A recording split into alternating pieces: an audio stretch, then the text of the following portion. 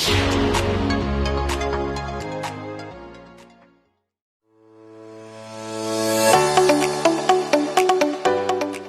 to all. So my today's topic is absorption. As you can see, this is our GI tract. This one is esophagus, this one is stomach, and this one goes the intestine. Suppose this is a blood vessel. Now when you consume any drug, you expect that drug should cross the GI tract, the wall of the GI tract, and next it should cross the wall of your blood vessel, and then it should move into your systemic circulation. And this is what absorption means. Absorption is the transfer of a drug from its site of administration to the blood circulation or bloodstream. This is absorption. The rate and efficacy of absorption depends on both factors in the environment where the drug is absorbed. See, I have underlined it. Environment where the drug is absorbed. That means the drug may be absorbed from your stomach where the environment is acidic, or it may get absorbed from the intestine where the environment is alkaline or basic in nature. Plus you can see another, I have underlined the route of administration, that also plays a very vital role in absorption. Like when you give any drug via intravenous route, that is directly into the blood circulation, whole of the drug will move into the blood circulation. That means when you give any drug via intravenous route or via parenteral route, you can observe 100% of absorption. But when you give any drug through the GI tract, the absorption may not be 100%. Okay, so any drug when it is given via parenteral route, the absorption will be 100%. Next we will see various mechanism of absorption. Okay, so we have got basically two mechanism by which absorption occurs, that is passive transport and second one is active transport. This thing we have discussed previously when we were discussing about the transportation across the plasma membrane. So once again we will recap it. Passive transport means here the movement of the substance will be from higher concentration to lower concentration, and plus here there won't be any requirement of energy. Okay, so any lipid soluble substance, it can easily cross the membrane since the core of the biological membrane is lipid in nature. A substance which is hydrophilic in nature, hydrophilic means charged substance, it cannot cross the membrane. So we have got a integral protein in the form of channel, and via this channel an aqueous or hydrophilic substance can easily cross the membrane. But if a hydrophilic substance is having a larger molecular size, for this we have got another protein known as the carrier protein. So this carrier protein, after binding with specific substance, it will undergo transformation and move the substance across the membrane. So for transfer of lipid soluble substance, the passive diffusion occurring is known as a simple diffusion, whereas the diffusion occurring via the channel as well as with the carrier protein is known as facilitated diffusion. See, facilitated means some facility has been provided. So here facility is in the form of carrier protein and a ion channel. Next we'll talk about the active transport mechanism. In active transport there will be movement of substance from a lower concentration to higher concentration, plus here energy is been required. And we know active transport are of two types. First one is primary active transport and second one is the secondary active transport. A very simple example of primary active transport is your sodium potassium pump. Okay, the main difference between primary active transport and secondary active transport is, in primary active transport the source of energy is ATP, but in secondary active transport the source of energy is not ATP but it is the potential energy present inside the substance. Okay, so first we'll talk about the primary active transport, and the example is the sodium potassium pump. So this duct, this orange duct, you can assume it as a pump, and this duct, when it detects sodium molecule inside the cell, it will catch 3 molecules of sodium ions, and after binding with the sodium ion, the ATP present inside the cell, it will be hydrolyzed into ADP, that is adenosine triphosphate will be converted into adenosine diphosphate. When this occurs, transformation occurs in that pump. Okay, means it changes the shape and it will transfer 3 sodium ions outside the cell. Next, When hydrolysis of ATP occurs, a phosphate molecule will be attached to this pump. Okay, and when this pump is in this position, that is the neck of the duct is outside, means when there will be changes in this pump, this condition will be favoring the attachment of two potassium ion to it.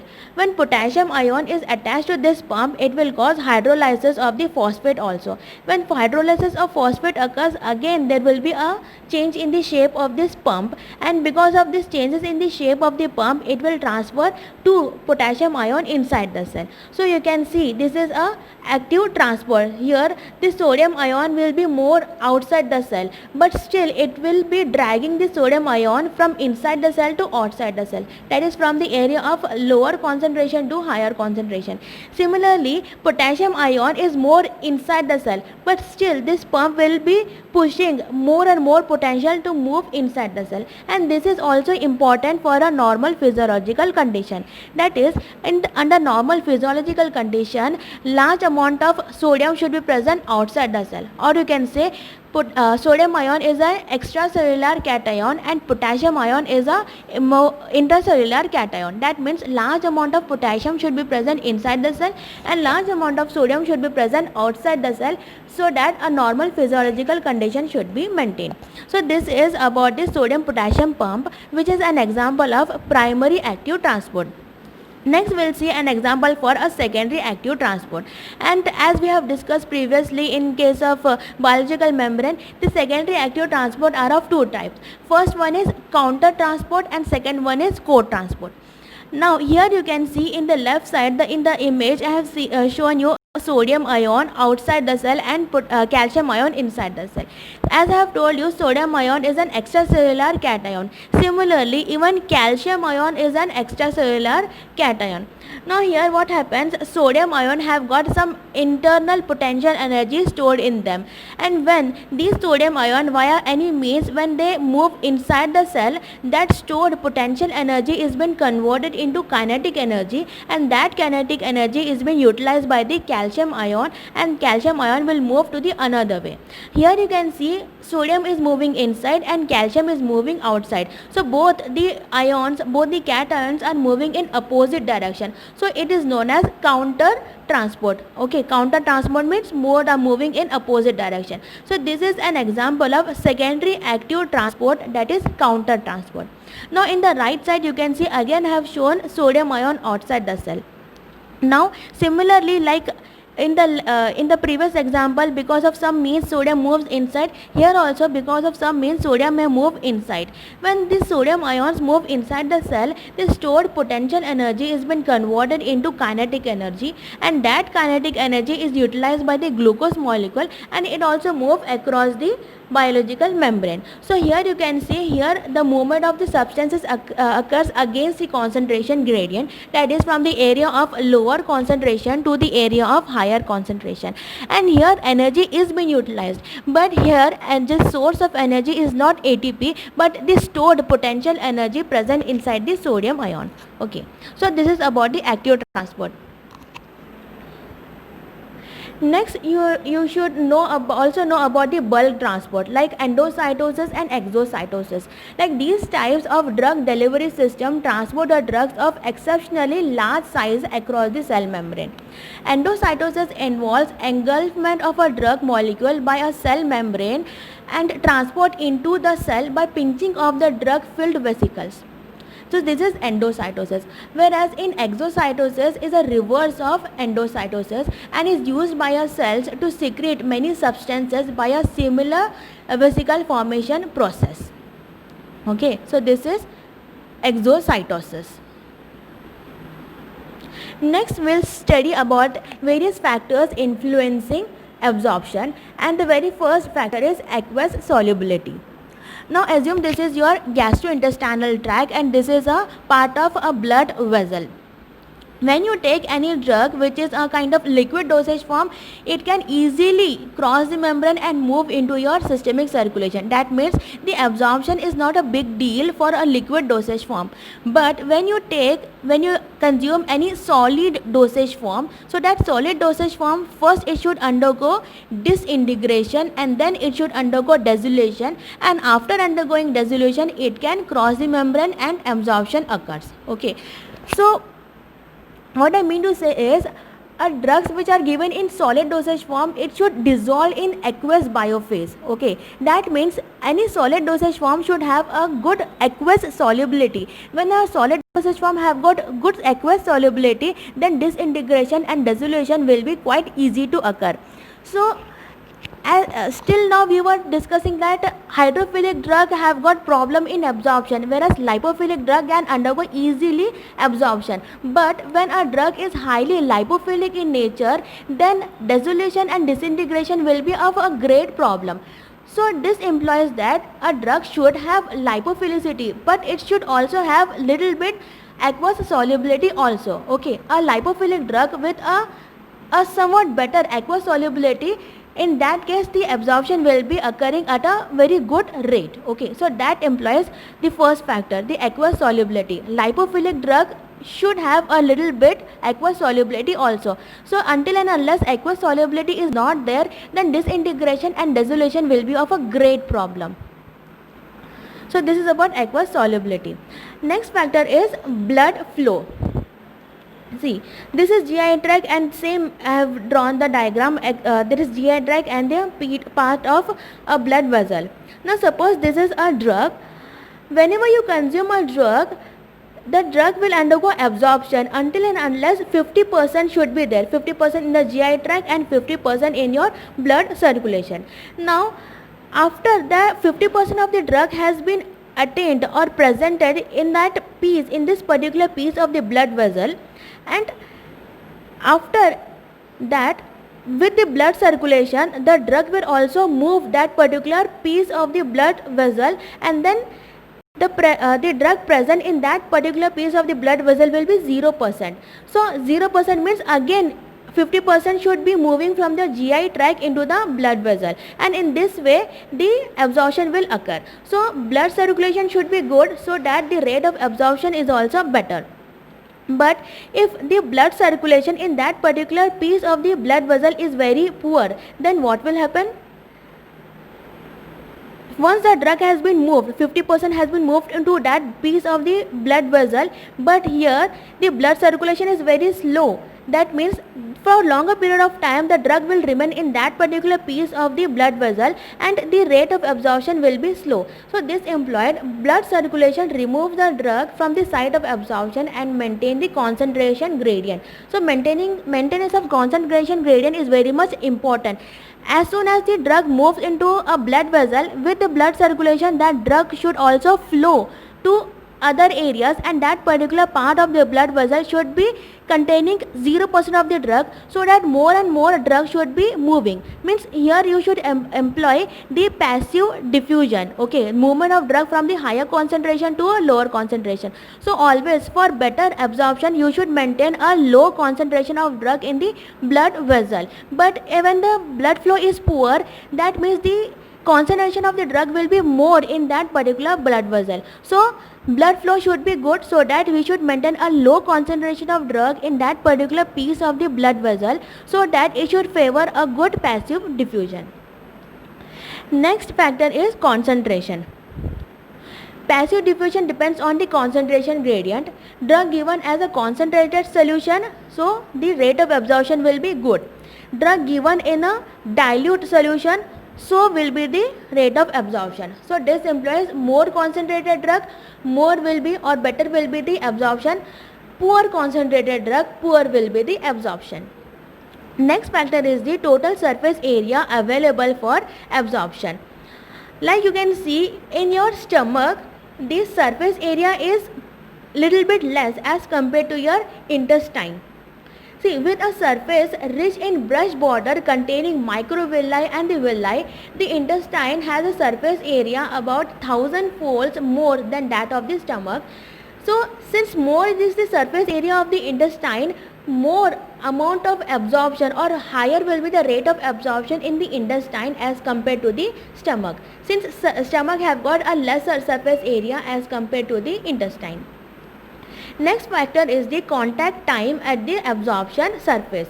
So as you know, the drug, whenever you consume any drug through via your oral or your GI tract, the stay time of a drug in the stomach will be less as compared to the stay time in your intestine. Okay, and since more is the stay time of the drug in the intestine, more better will be the absorption from the intestine. Okay, so this and plus the previous factor, that is total surface area, both these factors implies that the rate of absorption will be better, or you can say the site of absorption will be better in the intestine as compared to your stomach. Here one more thing you should consider: if any person is suffering from diarrhea, the GI motility, the gastrointestinal tract motility will be very fast. So the state time of the drug in the stomach as well as in the intestine will be very much poor. So this also will affect the absorption. So any person who is suffering from diarrhea, the absorption will be poor. And quite opposite thing you can assume for a person who is suffering from constipation. Next factor is effect of pH. See, most of the drugs are either weakly acidic or weakly basic in nature. Okay. Now, before actually jumping to this weakly acidic or basic drug, one thing you should know. See, this is a water molecule. H2O is water. It can dissociate to form H plus and OH minus. This is also water, but H2O is non-ionized form, whereas H plus OH minus is a kind of ionized form. Similarly, you assume a drug HX. Even this HX may dissociate to form H plus and X minus. So HX and H plus X minus both are same, but the difference is in the ionization. HX is non-ionized form, whereas H plus X minus is ionized form. Now, as I told you previously, anything which is charged, it is hydrophilic in nature, whereas uncharged or non-ionized form is lipophilic in nature. So here I can prove that thing. See, H plus may interact with OH minus, whereas X minus may interact with H plus. Okay, so because of this reason they can easily get dissolved in water molecule. That's why H plus and X minus are hydrophilic in nature, whereas HX is lipophilic in nature. Now, as we are discussing about absorption, what is requirement? The basic requirement for absorption, that is lipophilicity. More lipophilic the drug, better will be the absorption. If the drug is hydrophilic in nature, so the absorption will be very much poor. So for better absorption, we want a drug which should be in a lipophilic form, that is it should be in HX forms. HX implies it should be in a non-ionized or uncharged form. Now, this is your GI tract. We know in the stomach the pH is acidic in nature, whereas in the intestine the pH is alkaline or basic in nature. Now suppose this is a drug HA which is acidic in nature. I have given an example, that is acetyl salicylic acid. So since acid, it is acidic in nature. And what is the property of a weakly acidic substance? Yes, it should dissociate to give a proton, that is H plus. See, HA is in a non-ionized, that is lipophilic form, but when it undergoes dissociation means when it gives H plus a proton, then after giving proton what is left? A minus. So A minus is a kind of acetyl salicylate which is ionized or hydrophilic form. See, whenever there is charge, it will become hydrophilic. Uncharged means it will be lipophilic in nature. And what is required for absorption? Yes, we require lipophilic form of a drug. So whenever any acidic drug, it dissociates, after dissociation it will become hydrophilic in nature. But when you increase the concentration of a proton, when we give large amount of proton, that is hydrogen ion, a backward reaction occurs to form HA. Okay, so HA form means it is lipophilic in nature. Okay, so if we want any acidic drug for a better absorption, then we should provide large amount of proton. So where do you find large amount of proton? Yes, in the stomach. Since stomach is acidic in nature, the pH of the stomach is acidic, so large amount of protons are available in the stomach, and for better absorption of acidic drug, we should provide a large amount of proton. So this implies acidic drugs are well absorbed in an acidic medium. Okay. Now we'll see a second example, that is a basic drug. Okay, RNH2 is a basic drug. As I have given here, NH2 amino group, that implies it is basic in nature, it is alkaline in nature, and RNH2 you will not find any charges over here. That means it is non-ionized. Non-ionized means it implies it is lipophilic in nature. Now when we provide a proton to a basic drug like RNH2, it will produce or it will become RNH3 plus. Okay, so you can see a charge is there. Charge means it implies it has become ionized. Ionized means it is becoming hydrophilic in nature, and we don't want hydrophilicity for absorption, we require lipophilicity. Now how can we make a basic drug lipophilic in nature?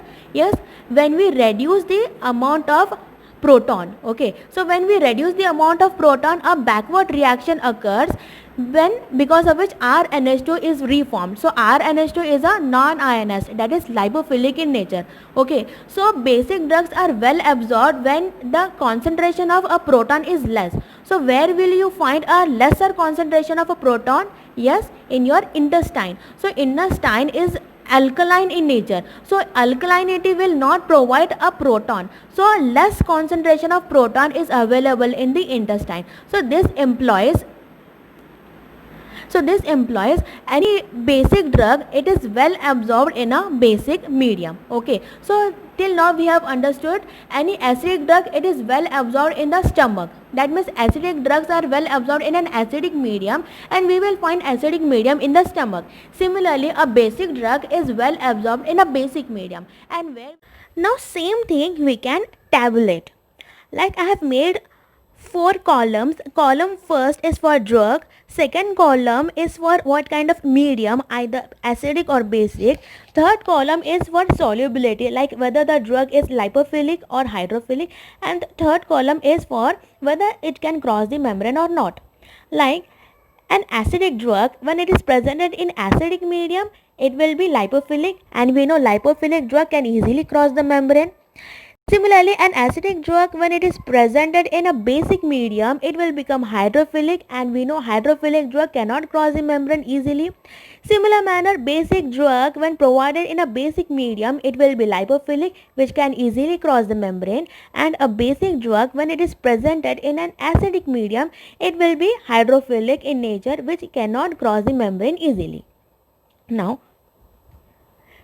I have given you 2 drugs, phenobarbital sodium and morphine sulfate.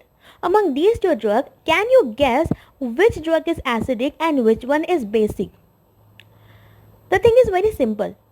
To any drug, if a cation is attached, cations like sodium Na+, that means that implies it is an acidic drug. Similarly, to any drug when an anion is attached like sulfate, SO4-, that implies it is a basic drug. Okay, so acidic drug means the drug to which cation is attached, and basic drugs means the drug to which an anion is attached. Now, another thing that you should know is about pKa value. So pKa value, it is a method which is used to indicate strength of acid. So pKa value is pH at which 50% of the drug is ionized and 50% of the drug is non-ionized. Now we take an example of a drug whose pKa value is 7. So this implies at pH 7, 50% of the drug is ionized and 50% of the drug is non-ionized. Or you can also see pH at which, or you can say pH 7, 50% of the drug is lipophilic and 50% of the drug is hydrophilic. Now we take an example of an acidic drug whose pKa value is 6. Okay, and I'll be making a table of pH. Here pH is for medium, like this acidic drug whose pKa value is 6, when it is presented at various pH, what will be the lipophilicity and how much will be the hydrophilicity? Now suppose this acidic drug whose pKa value is 6, it is presented in a medium whose pH is 6. So at 6 pH, where pKa is equal to pH, that implies that 50% of the drug is lipophilic and 50% of the drug is hydrophilic. Now since it is an acidic drug, we'll provide it a acidic medium, like at pH 5, what will happen? And you know, at pH 5 what will happen? The lipophilicity will be increased to about 90% and just 10% of the drug will be hydrophilic in nature. Still you provide a more acidic medium of pH 4. At pH 4, the lipophilicity of this drug will be 99% and hydrophilicity will be just 1%. You present it to more acidic pH like pH 3. At this medium, the lipophilicity will be 99.9% and hydrophilicity will be 0.1%. Similarly, if you present this drug to still more acidic pH like pH 2, the lipophilicity will be still increased to about 99.99% and hydrophilicity will be 0.01%. Okay, but always remember one thing: no drug will be 100% hydrophilic or 100% lipophilic. Okay, it will be like 99.99999%, but never 100%.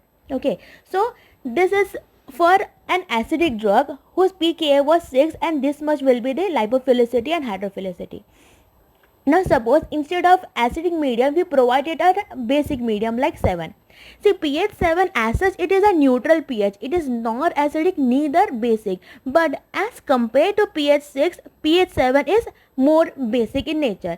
And when this acidic drug whose pKa value is 6 and when we present it to a more basic pH of pH 7, then the lipophilicity will be just 10% and hydrophilicity will increase to 90%. So similarly, more basic pH medium if you provide like pH 8, the lipophilicity will be just 1% and hydrophilicity will be 99%. And still more basic medium like pH 9, the lipophilicity will be 0.1% and hydrophilicity 99.9%. Other factor. Next factor is expression of a P-glycoprotein. So suppose this is a P-glycoprotein. So P-glycoprotein is a multi-drug transmembrane transporter protein responsible for transporting various molecules including drugs across the cell membranes. It is expressed throughout the body. Okay, so it is a multi-drug transmembrane transporter protein. Okay, transmembrane means it is present across the plasma membrane. And it is a transporter protein. Transporter protein means its main function is to produce transportation, that is of multi-drug. Now suppose this is your liver. Okay, so a liver that contains drugs and it contains P-glycoprotein. So it will cause, this P-glycoprotein will cause transportation of drug into the bile for elimination. Suppose this is a kidney containing a P-glycoprotein and the drug. So this P-glycoprotein will cause pumping of drugs into the urine for excretion. Suppose this is a placenta containing P-glycoprotein and a drug. So this P-glycoprotein will cause transporting drug back into maternal blood, thereby reducing fetal exposure to the drug. Suppose in the small intestine, in the intestine contains P-glycoprotein and a drug. So this P-glycoprotein will cause transporting the drugs into the intestinal lumen and reducing drug absorption in the blood. Okay, so the main role of this P-glycoprotein is to throw out the drug. It will not allow absorption of the drug. So wherever you will find P-glycoprotein, it will inhibit, it will stop the absorption, and the main role of this P-glycoprotein is to throw the drug outside of the body via any route. Okay, so this is the expression of P-glycoprotein. Next we'll talk about a very important topic, that is bioavailability. Suppose this is your GI tract, this is your liver, and this is the portal venous circulation. That is, you assume this orange pipes like your portal veins. Now you have consumed suppose some 100 molecules of drug. Okay, among those 100 molecules, suppose 20 molecules have undergone ionization, and because of ionization it has been removed out of our body, and remaining 80 molecules are still unionized form. So this unionized form can undergo absorption.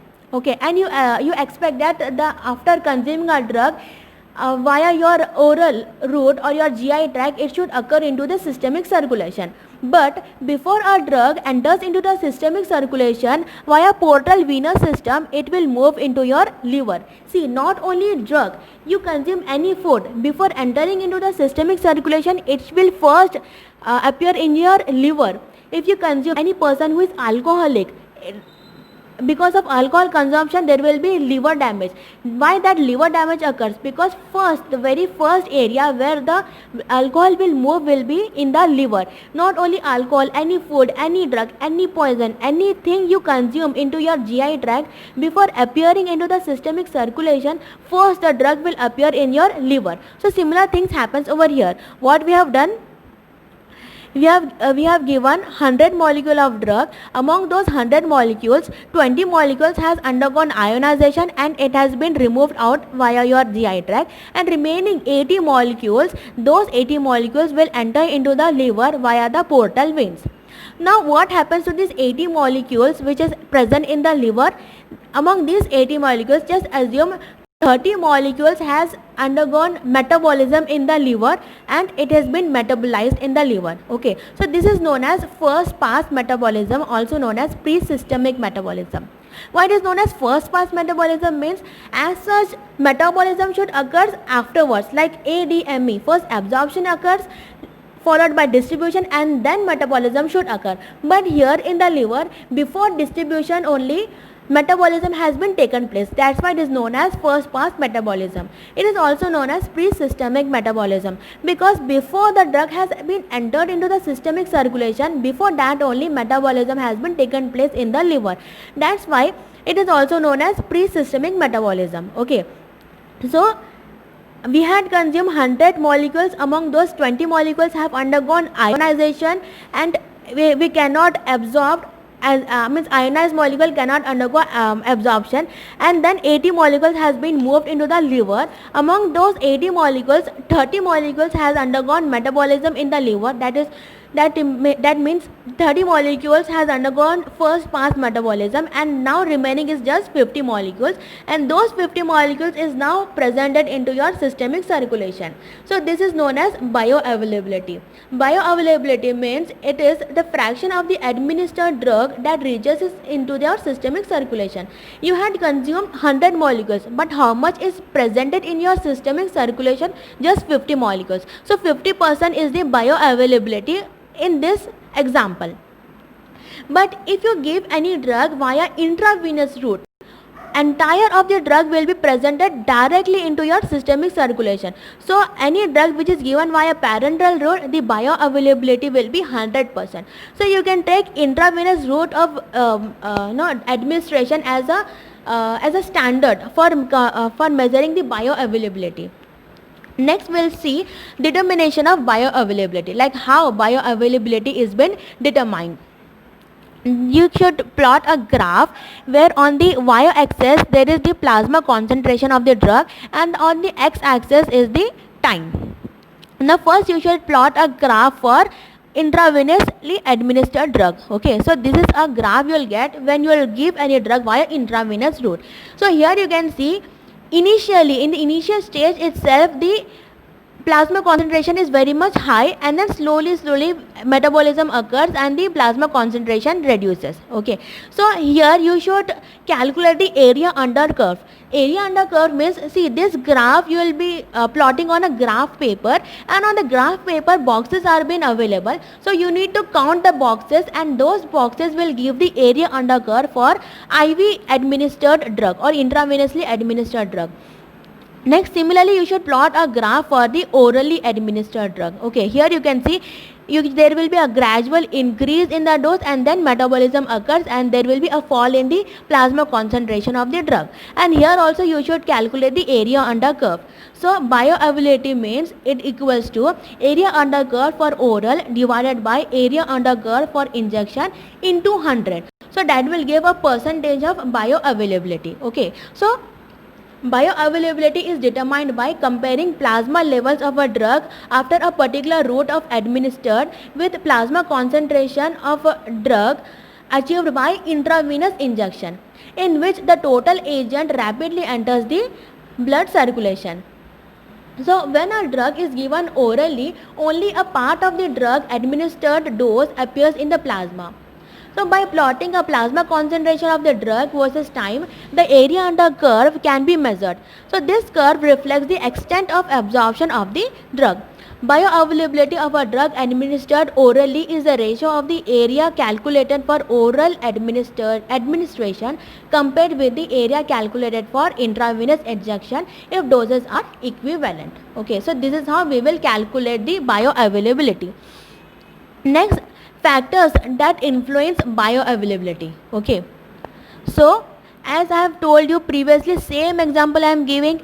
You have consumed 100 molecule of a drug. Among those 100 molecule, 2 molecule have undergone ionization and it has been removed out, and remaining 80 molecules, those 80 molecules will be presented first of all to the liver via the portal vein, and in the liver, suppose 30 molecules has undergone metabolism and it will be metabolized in the liver. So this is known as the first pass metabolism, and this is the very first factor that influence bioavailability. So when a drug is absorbed across the GI tract, it first enters into the portal circulation before entering into the systemic circulation. If the drug is rapidly metabolized in the liver or gut wall during its initial passage, the amount of unchanged drug that gains access into the systemic circulation is been decreased. So drugs that exhibit high first pass metabolism should be given in sufficient quantity to ensure that enough of the active drug reaches the target concentration. So this is about the first pass metabolism, or you can say this is the first factor that will affect the bioavailability. Now the second factor is the solubility of a drug. Now suppose you give any hydrophilic drug. You know hydrophilic drug cannot cross the biological membrane. So absorption, there is no question of absorption in case of hydrophilic drug. But when you give any lipophilic drug, it can easily cross the membrane and enter in the systemic circulation. So lipophilic drug, more the lipophilicity, better will be the absorption, and indirectly better will be the bioavailability. But here this is not the case. If you give any drug which is highly lipophilic in nature, then there will be a problem in its disintegration, and even there will be a problem in the dissolution as well. So it implies very hydrophilic drugs are poorly absorbed because of their inability to cross the lipid-rich cell membrane. Paradoxically, drugs that are extremely hydrophobic are also poorly absorbed because they are totally insoluble in aqueous body fluids and therefore cannot gain access to the surface of the cell. For a drug to be readily absorbed, it must be largely hydrophobic yet have some solubility in aqueous solution. This is one reason why many drugs are either weak acids or weak basic. Okay, so these are the two factors that will affect bioavailability. First one is first pass metabolism, and second one is solubility of a drug, or you can say the absorption. Okay, better the absorption, better will be the bioavailability, and absorption depends upon its solubility, means lipophilicity or hydrophilicity. No doubt lipophilic drugs have got a good absorption, but lipophilic drugs should also have some amount of aqueous solubility so that absorption should be better, and when absorption is better, indirectly the bioavailability will also be better. Now the last thing that you should know regarding the absorption is bioequivalence. Equivalence means something is equal. Okay, now we'll take an example. Suppose any person is taking aspirin. Okay, so one company is producing aspirin under the brand name of Disprin, and that Disprin have got a bioavailability of 95 microgram per ml. Okay, or you can say 0.95 per deciliter. Okay, no difference, 95 microgram per ml. Now that person was consuming Disprin.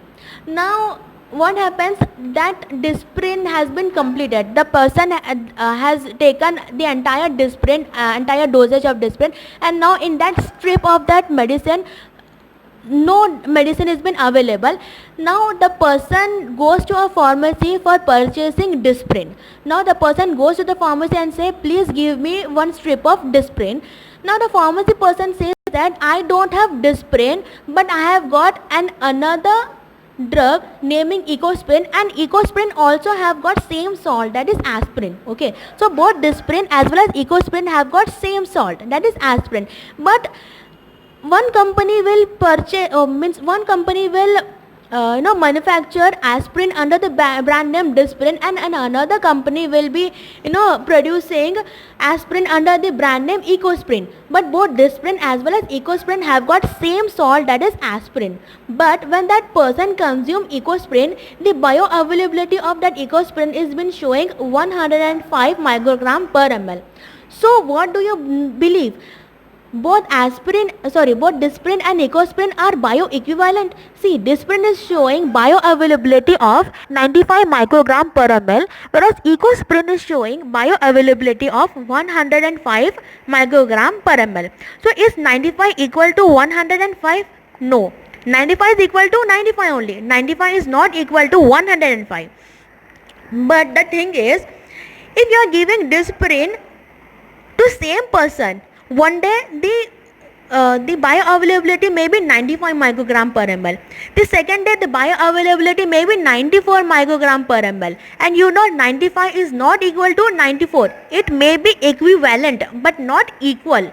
It may be similar but not same. 95 is not equal to 94. 95 is equal to 95 only. Similarly here, 95 is not equal to 105. But for bioequivalence we have got some limit of plus or minus 20 microgram per ml. So this implies when you are giving any substitute, like we are giving substitute of Ecosprin in place of Disprin, so it is showing bioavailability of plus or minus 20 microgram per ml. So it implies that it is bioequivalent. Okay, so bioequivalent means both drug Disprin as well as Ecosprin, the bioavailability is not same, but the bioavailability is almost similar, that is plus or minus 20 microgram per ml. So for oral formulations of a drug from different manufacturers or different batches from the same manufacturer may have the same amount of a drug, that is chemical equivalent, but may not yield the same blood levels, biologically inequivalent. So two preparations of a drug are considered bioequivalent when the rate and extent of bioavailability of the active drug from them is not significantly different under suitable test condition. Okay, so bioavailability, it is impossible to maintain a same bioavailability, same 100%, means same 95 here to 95 here also. It is highly impossible, but we can produce some similar bioavailability by maintaining a limit of plus or minus 20 microgram per ml. So this is bioequivalent.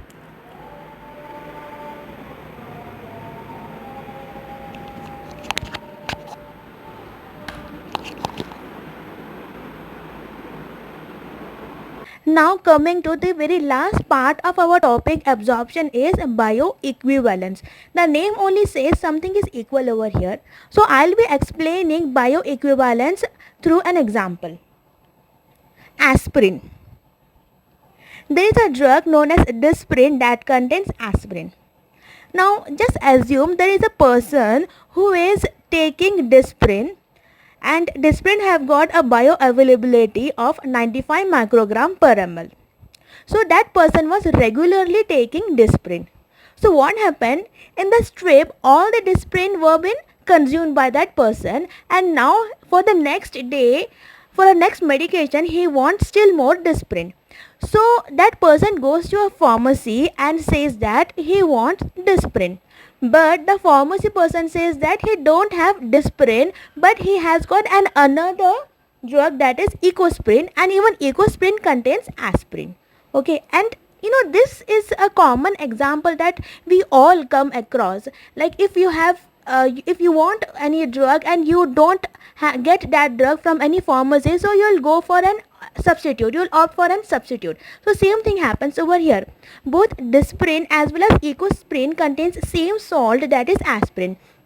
But one company will market aspirin under the trade name of Disprin, and another company will market aspirin under the name Ecosprin, but both contain same thing, that is aspirin, and even the concentration, the amount of aspirin is also same in both, but the difference will be in the bioavailability. So Disprin is showing 95 microgram per ml of bioavailability, whereas Ecosprin will be showing bioavailability of 105 microgram per ml. Okay, so is these two, Disprin as well as Ecosprin, equal? Are though both of them same? No, isn't it? Because 95 is equal to 95. 95 is not equal to 105. So what that person should do? He wanted Disprin, but Disprin is not available, but Ecosprin is available, and it has got same concentration of aspirin as it contains in Disprin, but the problem is bioavailability is different. So what that person should do?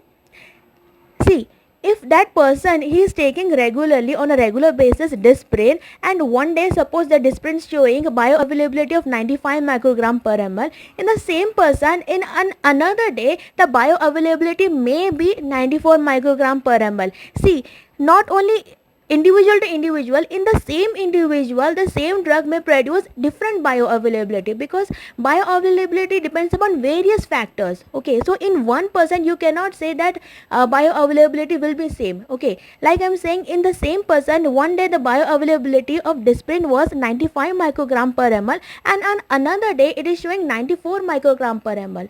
So 95 is also not equal to 94, but yes, both are almost similar but not same. So similarly happens over here.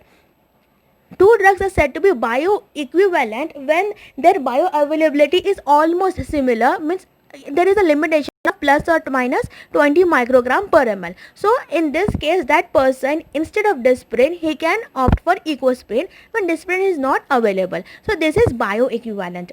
Bioequivalence means to same drug which has been marketed or produced by some other companies will be having almost same chemical concentration, but little bit difference in the bioavailability. Okay, or you can say little bit similarity in the bioavailability. So this is bioequivalence.